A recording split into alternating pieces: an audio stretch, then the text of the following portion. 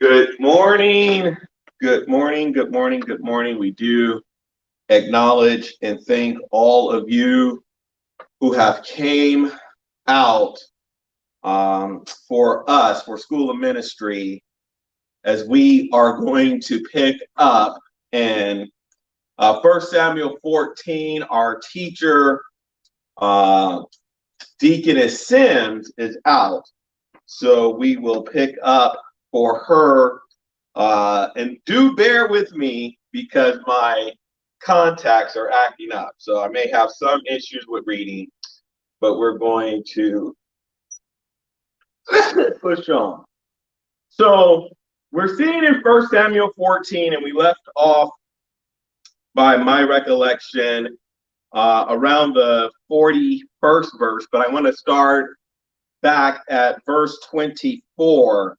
So that's 1 Samuel 14, verse 24, where we see Saul makes it a habit of making mistakes. And what we mean by this is someone who God placed into a prominent leadership role who could not get his act together. And I think we see that today where we have a lot of people who God blesses with leadership, with experience, with leading his people that continue to make mistakes. And so as we see here, because of Saul's mistakes, it put it so his lineage could not continue in leadership. And we know eventually he was replaced or David took over. So going to verse 24, it says, "The men of Israel were miserable that day. This was because Saul had made an oath for all of them. He has said, no one should eat food before evening and before I finish defeating my enemies. If he does, he will be cursed." So Israel's soldiers, no Israel soldier ate food. Now the army went into the woods. There was some honey on the ground. They came to where the honey was, but no one took any because they were afraid of the oath. So we see here Saul in his leadership was putting an oath or a requirement of his people that he made without consulting God. And so one of the things I think it's important that we should learn from this is if we are men and women of God who are in leadership and we have the ability to put resolutions or policies or procedures forth, we should not just do what we feel should be done. We need to consult God. We should pray for his wisdom and for his understanding and his guidance to direct us as to what we should ask of our people. But Jonathan had not heard the oath Saul had put on the people. So Jonathan dipped the end of his stick into the honey. He pulled out the honey and ate it. Then he felt better. So we see here, because Jonathan was unaware of this policy that was instituted by his father, and he did not follow the command, he ate, and because he ate, he was able to feel better. Some translations talk about his countenance changing. And so we see here how leaders can do things that can make their people miserable. But if we operate in a way in which we empower or strengthen them, we can get the best out of our followers. Goes on and it reads, so one of the soldiers told Jonathan, your father made an oath for all the soldiers. He said, any man who eats today will be cursed. That's why they are weak. Jonathan said, my father has made trouble for the land. See how much better I feel after just tasting a little of this honey. So we see here, Jonathan was able to see the mistake of his father. But one of the things I think is problematic is that many times we can see people who we respect, people whom we trust, and sometimes these individuals will blind themselves to their mistakes. And when we try to warn them of their mistakes, they do not want to listen. I think it's because they become prideful individuals and feel that they know everything. But we, as people, have to come to the realization that we can always learn. We can always grow. We should never feel that we have arrived and that we know everything. It takes time for us to come to the full knowledge of God. But this is something that is played out day by day through study, through seeking Him, through asking Him for guidance and wisdom and direction.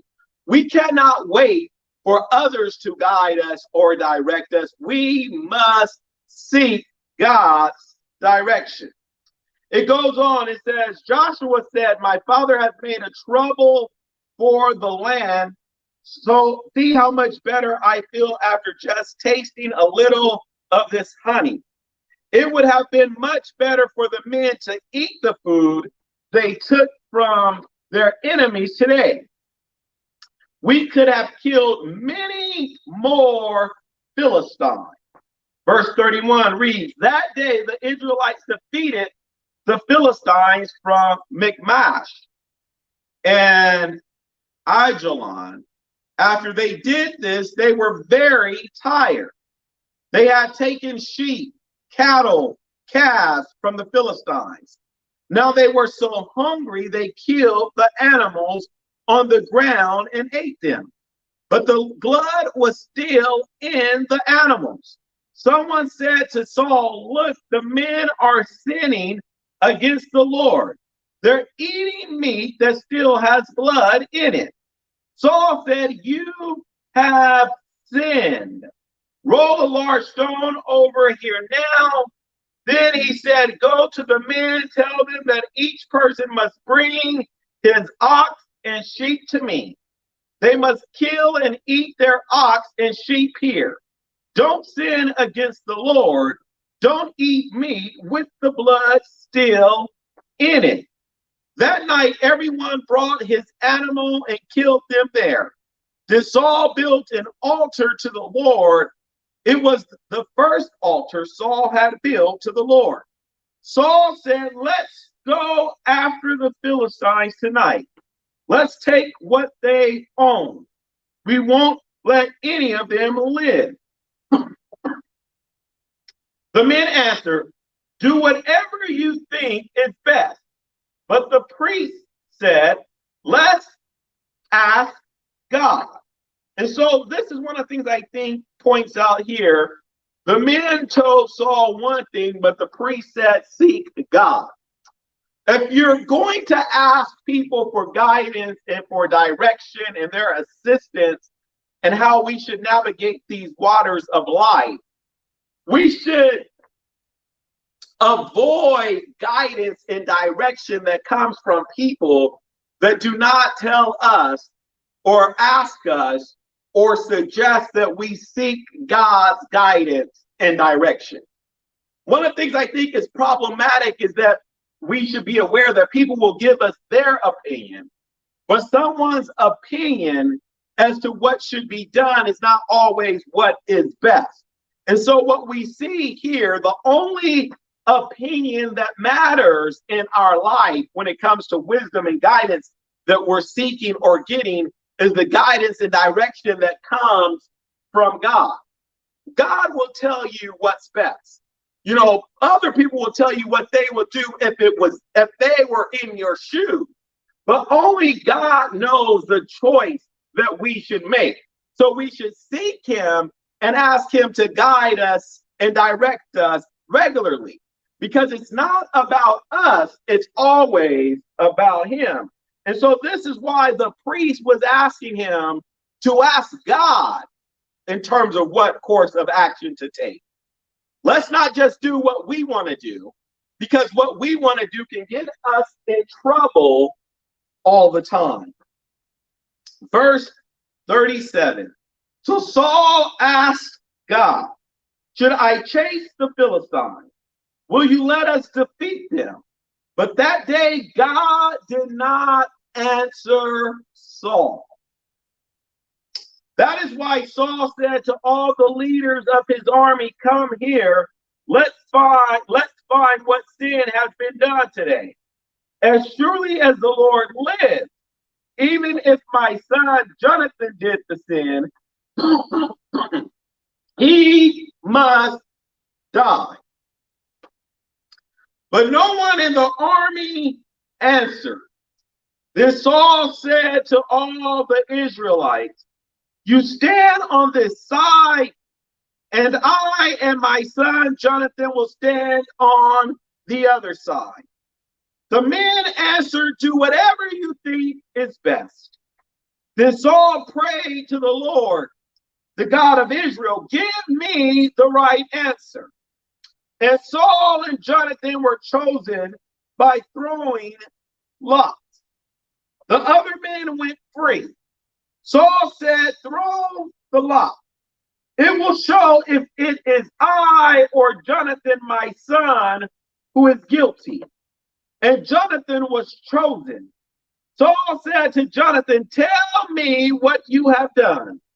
So Jonathan told Saul, I only tasted a little honey from the end of my stick, and must I die now? Saul said, Jonathan, if you don't die, may God punish me terribly. But the soldier said to Saul, must Jonathan die? Never. He is responsible for saving Israel today. As surely as the Lord lives, not even a hair of his head will fall to the ground. Today, Jonathan fought against the Philistines with God's help. So the army saved Jonathan, and he did not die. Then Saul stopped chasing the Philistines, and they went back to their own land. So I think it's interesting here that we see here Saul was ready to take the life of his son. But we see here that the army was there to protect Jonathan. They saw what Jonathan did. And I know that there may be times where we feel people are gunning for us, when we feel as though people do not care to see the best for us and in our lives.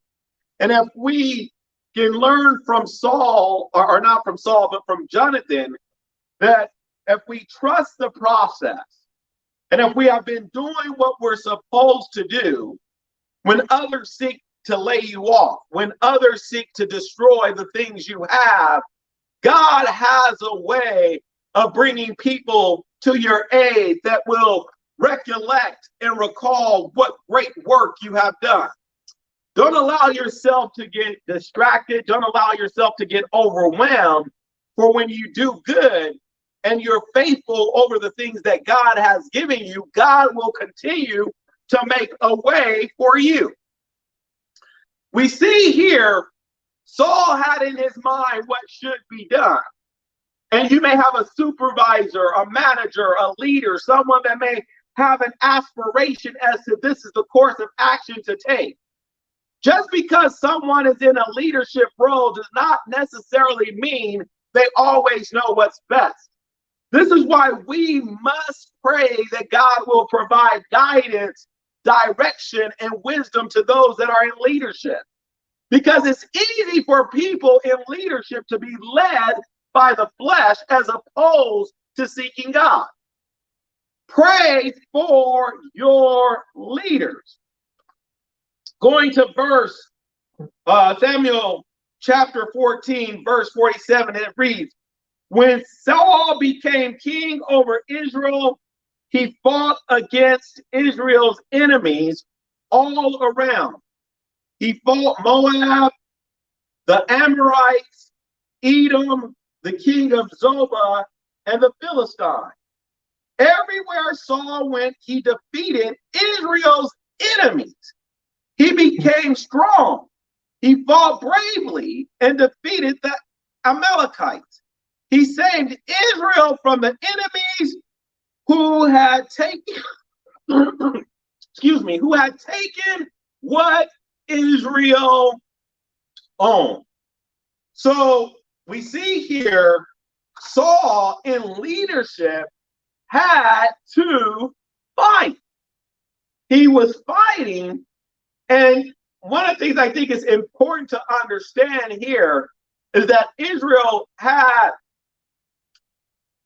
as we follow, they had to go in and they had to conquer land. But in the midst of having land that they had, there were yet people who wanted to take what was theirs. And there are going to be people who are going to try to take the things that God has given us, but we have to be willing to stand firm for the things God has blessed us with. Saul's sons were Jonathan, Ishvi, and Malachi Shua. His older daughter was named Merab. His younger daughter was named Michal. Saul's wife was Ahinoam, daughter of Ahimaaz. The commander of his army was Abner, son of Ner. Ner was Saul's uncle. Saul's father Kish and Abner and Ner was sons of Abel. All Saul's life, he fought hard against the Philistines. When he saw strong or brave men, he took them into his army. As we get ready to go into 1 Kings chapter 15, I want to highlight verse 52, where it says, all Saul's life, he fought.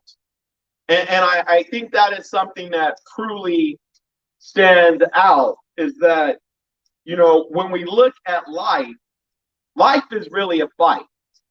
We have obstacles, we have setbacks, we have times in which things are joyous and joyful, and it seems as though everything is falling into place. But if you fast forward and you live a little bit longer, chances are the enemy is going to throw something your way. It can be an attack in your body. It can be an attack on your job. It can be maybe fear of the unknown that may attach itself to you. And so we all have, metaphorically, Philistines in our lives that can harm our marriage, can harm our relationship with our kids, can even harm our spiritual walk. You know, when I think about what has gone on these last, it's going on close to 2 years, it feels like, where we've been dealing with COVID. I have personally can say that I think I've seen a lot of people truly fall away.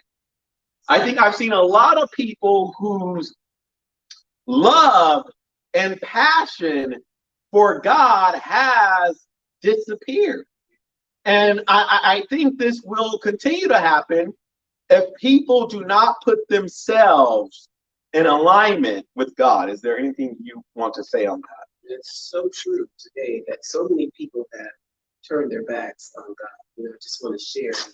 I was in the hair salon yesterday, and a lady in there was like, oh my God, it's so crazy that people just haven't gotten the vaccination. And I go, oh, yes, I'm crazy, because I haven't. Mm-hmm. So now I thought in my mind, this world has turned to every other, looking for solutions through people rather than through God. And, now it's almost like they say, don't talk about religion, don't talk about politics, don't talk about COVID and vaccinations, okay? Because it's a fight. And it's really sad because even when you try to voice, I was just sharing with them that I didn't say anything bad about you because you got the shot. So why are you jumping on me because I have not? And, their answer is, well, it's, the news is saying and the people are saying. I said, and that's a problem with me. What everybody else is saying that you're believing. So I just want to share that you're right. More people are they're focused on everything, nothing about God. It's about shopping and eating and COVID and vaccination. So that it is so true that exactly what you're saying is what's going on today. And it's really scary. It's interesting because to your point, I was having a discussion with my father yesterday. And I think where we are on a lot of issues is confirmation bias. People don't want to look at all information. They only want to look at the information that supports their position. Be it your position is for vaccination, be it your position is against vaccination.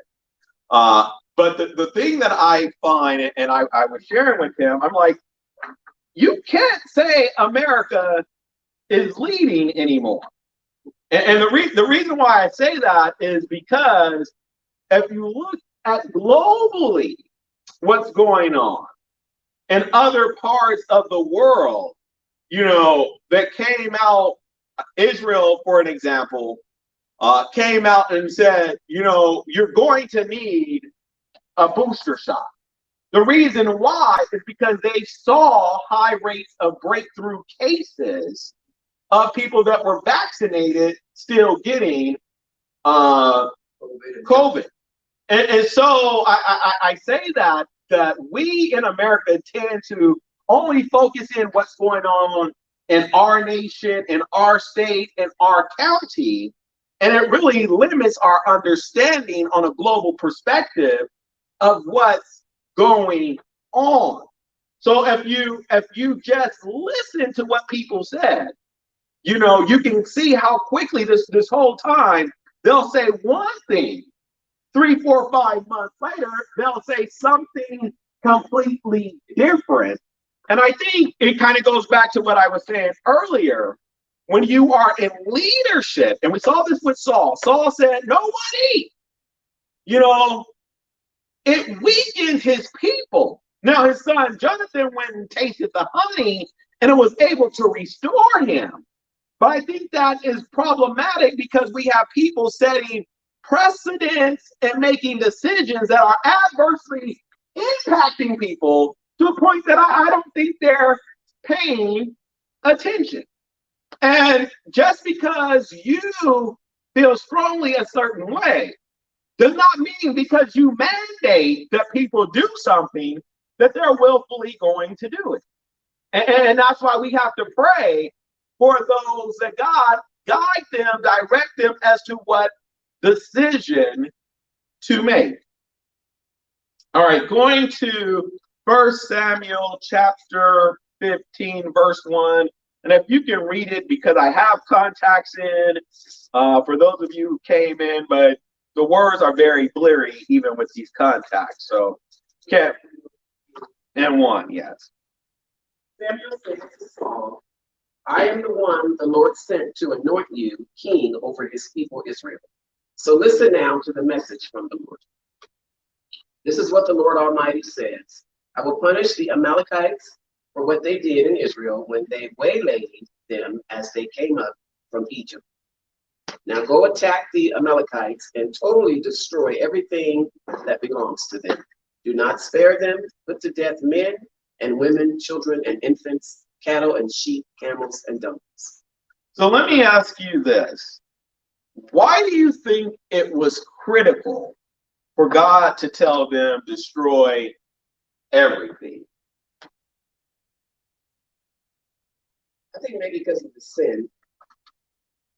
Mm-hmm. That's just my answer. That I think when sin gets in anything, God is like, wipe it all out. Mm-hmm. Mm-hmm. That's my answer. Mm-hmm. And this is something that God has a tendency of telling the children of Israel throughout the Old Testament, completely wipe it away. Completely get rid of it. And the reason why he says, I think get rid of it, is the problems that residue can have. And if something festers long enough and you completely have not gotten rid of it, it can come back and this time be a lot worse. It's kind of like when the Bible talks about you get rid of the demon the strong man, and then it comes back and then brings friends, and then the end of the person is worse than in the beginning. That's why I think sometimes there needs to be clean break. Because if you hang on around there a little bit longer, either you're going to draw them or they're going to draw you. And if they draw you, you're not as strong as you should be. I'm not saying that one can never go back, but you need to get some years, you need to get some muscle, you need to get some strength in the faith before you can go back and say, my brother and my sister, yes, you can offer me that joint, that blunt, that alcohol, but I have been delivered. Someone who is a recent convert may not have that strength. You know, they may find themselves having that taste in their mouth. You know, I recall an evangelist. Man, this was some years ago, but she was testifying how, you know, it had been some years since she drank alcohol. And she was eating some pizza. And the thought came to her mind, man, this show will go good with some alcohol. And that's why we have to guard our mind, because the devil has a way of bringing things back to our thought pattern. You know, I remember there used to be a time when I would be on the 210. And if I would be on the 210, driving through Pasadena, I will always be triggered with a memory of something that happened in my past. On my way on the 210, that came back to me several times, got to the point where I no longer, you know, think about that. But I think we all have things that can trigger us. And so I think when you talk about God saying completely wipe away those individuals, it's kind of like if we were to bring it to, how can I apply this to my life? Find a way to remove all triggers. Thought on this. Yeah, I think that when he talks about taking your thoughts captive, that's one of the things we need to do. We need to take our thought, because it's constant and daily that you can think about negative or positive. Mm-hmm. So we must take captive of those thoughts and think on better things, as he says, because it can take us to a whole nother, you know, I know what you're exactly what. I go down the 10 freeway and I avoided it for years. And I still go past Cherry Avenue and think about my son. You know, he gets some trees right there on the freeway. Mm-hmm. So every time I drive down Cherry, I have to look over there at those trees. Now they have a barrier. Mm-hmm. And I think, why wasn't that barrier there before? And then I think maybe it shouldn't have been there. He could have killed somebody else. But your thought always, it's the thought. Then you just go back to, well, Lord, you know, he's in heaven with you. And you know, I have to take captive and get the good thoughts. Mm-hmm. So I definitely know that the enemy will come in and have to think crazy thoughts all the time. Yes. So you got to know some word, and you got to know God, because think about those people that don't know God when those thoughts come. Mm-hmm. They just going to take them further and further, and right, with the devil someplace, out murdering somebody, picking up girls off the side of the road. You know, their thoughts have got to, you think about people that stop and want to snatch kids off the streets. It's like, where is your mind? Yes. But that's the enemy. Yeah. So we must learn to take captive of our thoughts. Mm-hmm. Mm-hmm. Verse 4, someone can read that.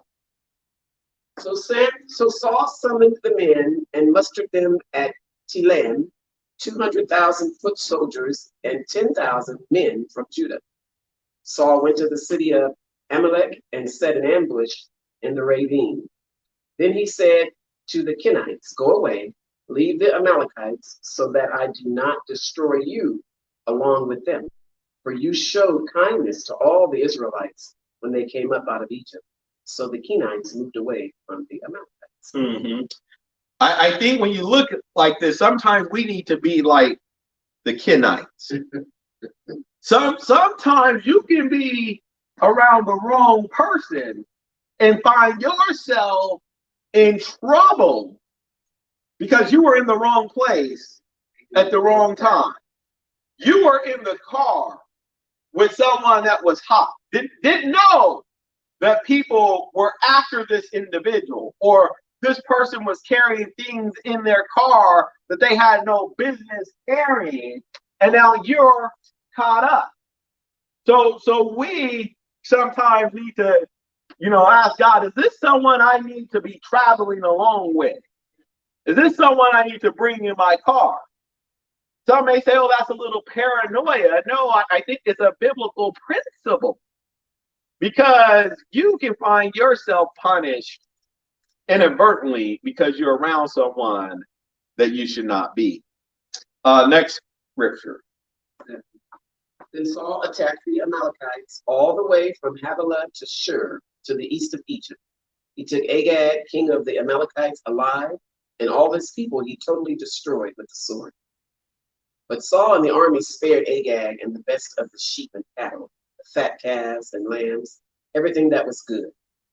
These they were unwilling to destroy completely, but everything that was despised and weak, they totally destroyed. So here we see he not doing what God told him to do. Oh, this is too good to destroy.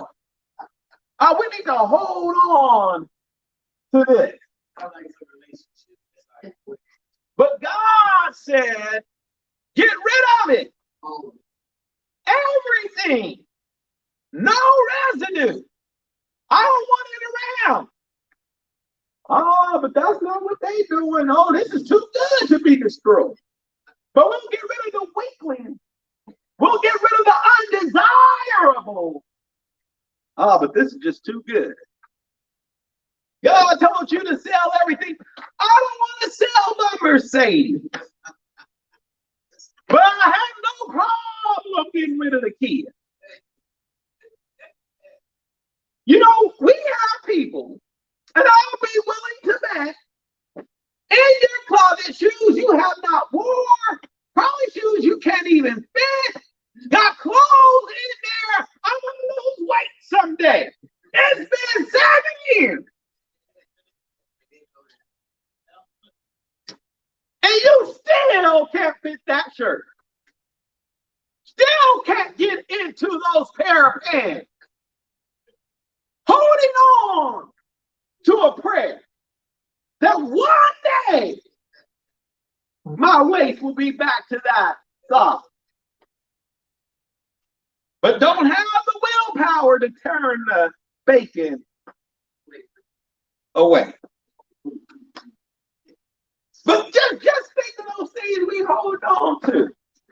It's kind of interesting, because, I'm sure you can see as we prepare this farewell Sunday to this building, as we get ready to go to our new building, there's been some things that we've had to let go. And I find it interesting. You put it out there. Give it some days. The stuff starts getting feet and walking away. It's a blessing, hopefully, to someone. But you have to be willing to shed yourself of some worn out things so God can give you something new. We cannot grow holding on to worn out things we haven't even used. Some people get mad at me because I say I haven't used it in 6 months. It's okay to toss out. Sometimes it's okay to toss out some things. Because when you toss it out, God has a way of replenishing you with something better.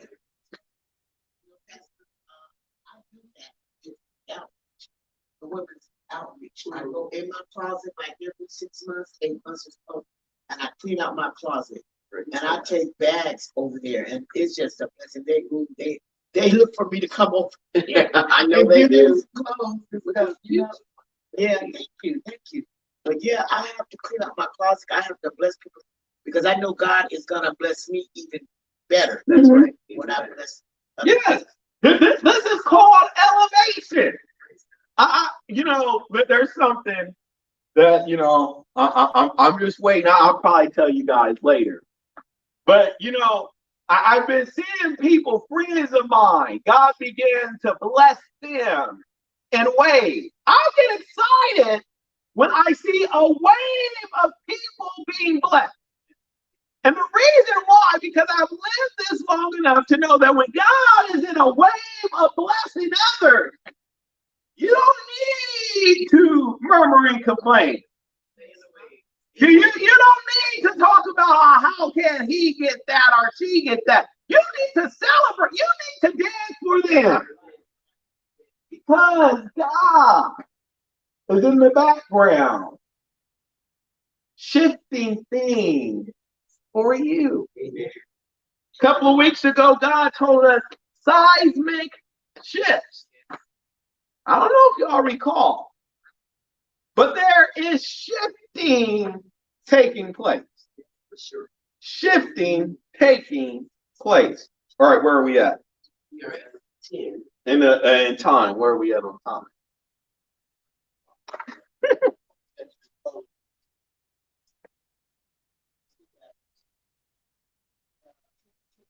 Okay, so we got about 7 more minutes.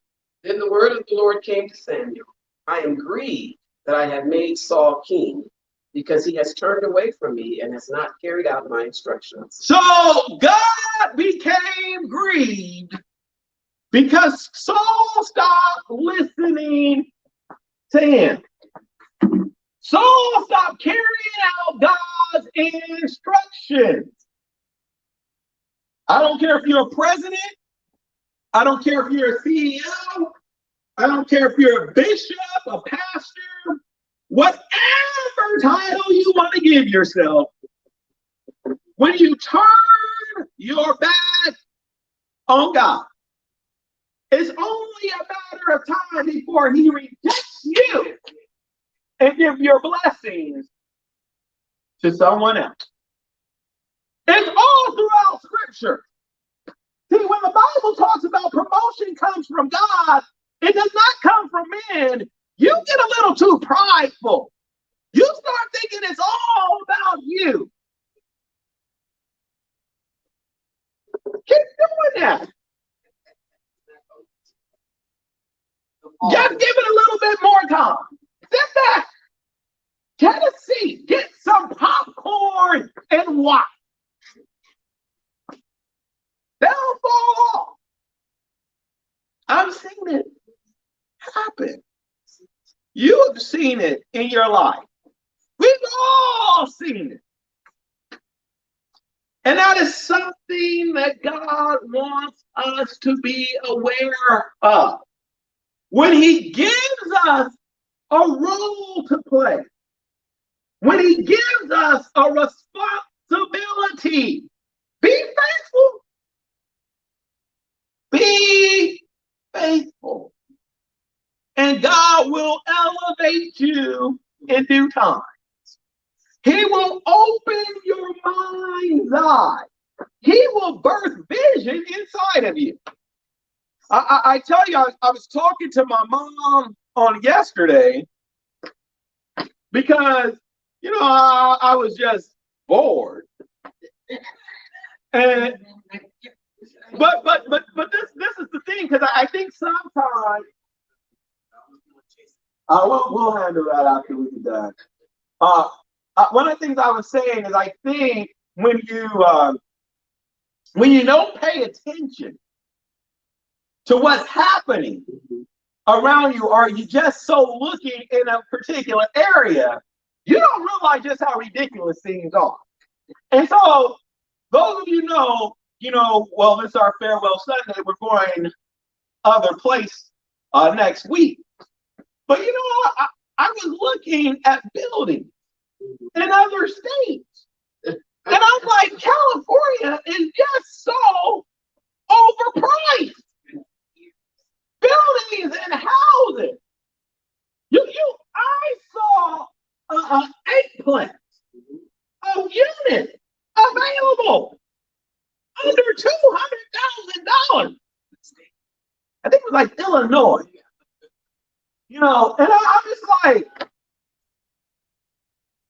we as people of God, if we pay attention to everything, And God can be saying, you know what? You can take your money and you can invest and truly bless a whole lot of people with the same amount of money as you can only bless a few.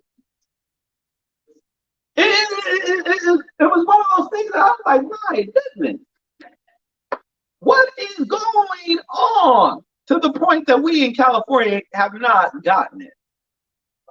Thoughts, comments? Greed. California is a greedy state, and it's really sad. You know, and it makes the, you know, as I say always, as the head, so goes the body.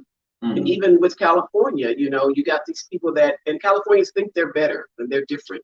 And you hate to say that, but we got this mindset of, you know, we're Hollywood, we do what we want, we have money. And I mean, it's really sad because everybody doesn't. Look at the homeless in California. LA is ridiculous. I went to Hollywood to get my hair done yesterday. That's where my girlfriend does my hair. And I got off on Lancashire, and years ago, you know, it was all posh. Those homeless people have taken over. When you go under the bridge, you can barely get your car through.